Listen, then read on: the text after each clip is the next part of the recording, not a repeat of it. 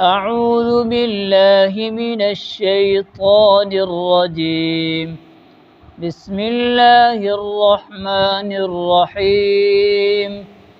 عما يتساءلون عن النبأ العظيم الذي هم فيه مختلفون. كلا سيعلمون ثم كلا سيعلمون ألم نجعل الأرض مهادا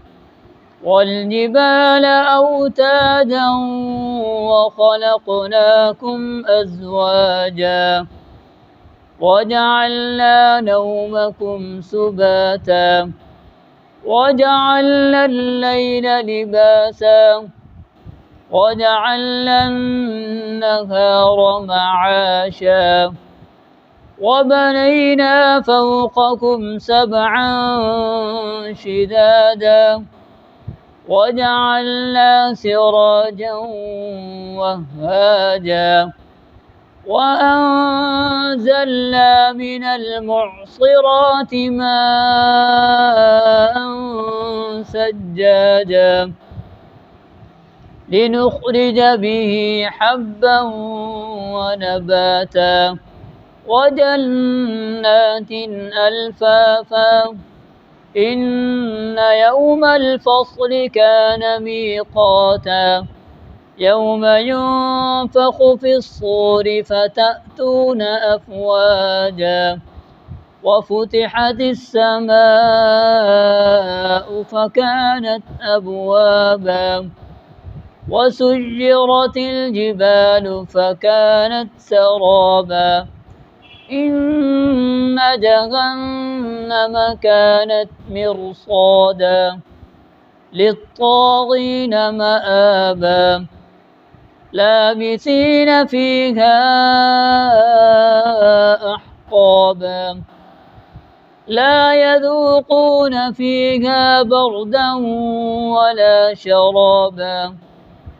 إلا حميما وغساقا جزاء وفاقا إنهم كانوا لا يرجون حسابا وكذبوا بآياتنا كذابا